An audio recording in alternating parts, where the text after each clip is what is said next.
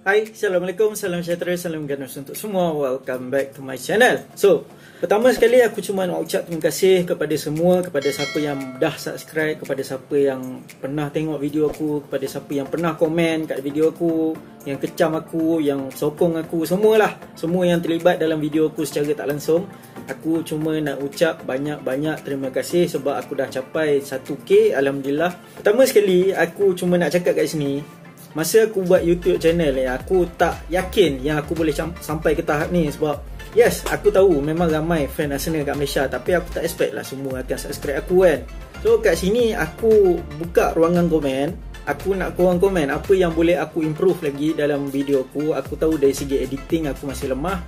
Dari segi background, yes, background aku masih lemah. Lain daripada background, lain daripada editing, yang obvious. Apa lagi yang boleh aku improve? Aku harap korang boleh komen kat bawah lah. Jadi untuk video kali ni, aku cuma nak bincang apa hala tuju Arsenal lepas kita menang lawan MU hari tu. Dalam bola sepak ni, kalau kau menang dalam mana-mana match pun, tak kisah lawan Brighton ke, lawan MU ke, lawan City ke, Liverpool ke, siapa-siapa lah. Kalau kau menang, itu adalah confidence booster. Itu tak ada orang nafikan. Memang akan bagi confidence terhadap team lah lepas kau menang satu game. Tapi bila kau menang dalam satu game yang kau tak pernah menang dalam 14 tahun, tak pernah menang kat Old Trafford kan, 14 tahun. Lepas tu menang lawan one of our rival lah, rival terbesar kita dalam Liga, iaitu MU. Lepas tu boleh kata kita menang bergaya dengan performance yang gempak masa hari Ahad hari tu. Memang tak ada orang expect kita akan pergi Old Trafford, kita akan dominate MU. Memang tak ada orang expect kan. So aku nak tengok apa hala tuju kita lepas ni. Aku tak cakap kita tak mampu. Aku tahu kemampuan tim ni kan.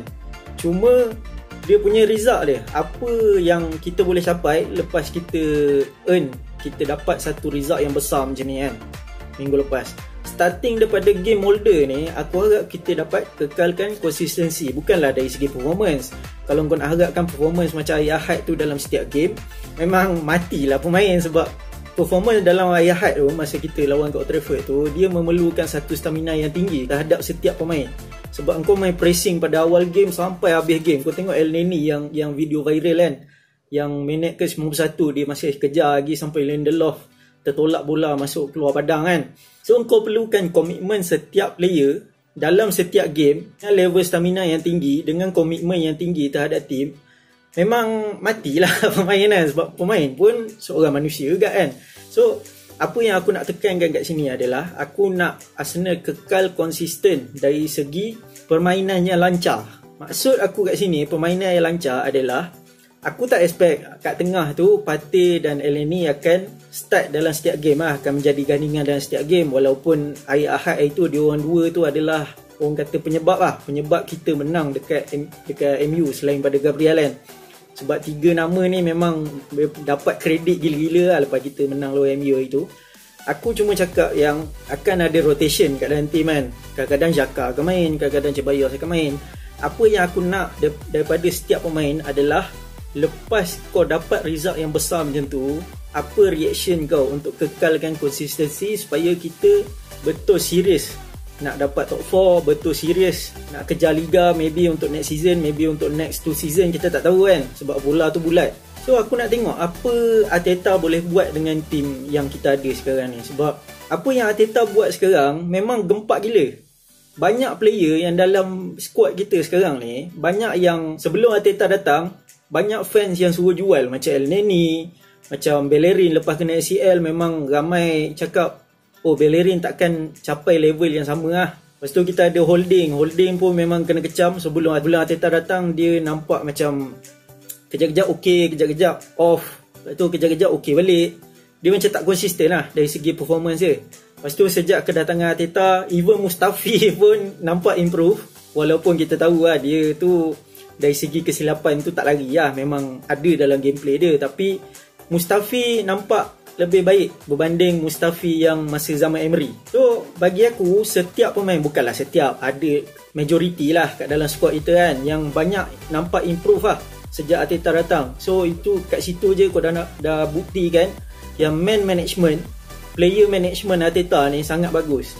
Communication antara manager dan juga player tu sangat bagus. Player tahu apa yang Arteta nak, Arteta pun tahu player yang sedia ada ni mampu buat. Itu yang aku nak. Cuma macam berbalik kepada topik asal lah. Lepas kau earn, lepas kau dapat satu result yang besar ni kat Old Trafford, kau hapuskan satu rekod yang kita tak nak simpan, iaitu 14 tahun kita tak menang kat Old Trafford. Lepas tu dah 5 tahun kita tak menang dekat away ground dalam Big Six. Jadi apa hala tuju kita sekarang? Aku nak tengok dari segi konsistensi tu, kekalkan kemenangan. Lagi-lagi kalau jumpa tim-tim bawah lah, sebab selalunya kalau kita pergi Brighton, kalau kita pergi Aston Villa, mesti punya lepas kita gempak lawan City ya, lepas tu pergi dekat Brighton, pergi dekat West Ham, mesti performance dia agak drop. Aku sebagai fan Arsenal, aku memang dah puas. Sebab benda tu memang dah jadi kebiasaan kan. Dia punya konsistensi dia agak goyang sikit lepas kau dapat satu result yang besar. So lepas daripada menang lawan MU hari tu, aku nak Arsenal kekal konsisten, dapat result yang bagus lawan klub-klub yang kita patut menang kalau tengok on paper, macam Brighton, macam aku cakap tadi, supaya nampak kita punya seriousnya nak kejar top 4 tu. Sebab bukanlah aku cakap sekarang ni tak serius, form kita masih naik turun. Even kat home pun kita lawan Sheffield United pun kita nampak dapat dirty win. Orang cakap kan, ramai orang cakap kita dapat dirty win. Lawan West Ham pun sama. So aku nak kita dominate dalam game-game yang macam ni lah kan? Lagi-lagi kalau main kat home. Itu yang aku nak. Tapi transition dalam team tu perlukan masa lah untuk nak adapt dengan cara permainan Arteta. Sebab jangan lupa dalam squad kita sekarang ni masih ramai pemain yang dibeli oleh Wenger dan juga Emery. Player Arteta siapa je? Partey, Gabriel. Jadi perlukan masa lah untuk adapt dengan cara Arteta nak terapkan kat dalam team kan. Perlu bagi dia masa untuk masukkan pemain yang dia nak. Yang bagi aku sekarang ni squad kita dah komplit lah untuk challenge top 4 tu. Cuma kita kurang pemain yang boleh link up antara midfield dan juga attack lah. Yang bagi aku sekarang ni attack kita agak tumpul. Tapi aku masih percaya kat Arteta. Aku masih yakin yang dia boleh improve dari segi attack kita lah. Dari segi finishing Aubameyang, finishing Lacazette masih boleh diasah lagi. Cuma satu je lah yang orang selalu cakap kan, kita punya creative outlet tu kita tak ada. Kita tak ada pemain yang boleh link up antara midfield dan juga attack. Itu je. Kalau dah dapat seorang tu, aku rasa team kita dah complete lah untuk challenge top 4 at least lah. So aku rasa video aku sampai sini je. Dan kepada siapa yang belum subscribe, aku boleh subscribe. Dan jangan lupa tekan butang lonceng di sebelah butang subscribe tu supaya korang tak miss video aku lagi. Sebelum aku end video, aku cuma nak korang komen lah, macam aku cakap tadi masa awal video, apa yang boleh aku improve dalam video aku, supaya korang boleh terus support aku lah. Sebab aku tahu banyak kekurangan dari segi editing, dari segi background, dari segi macam-macam lagi lah kan. So aku rasa sampai sini je video aku dan sign out.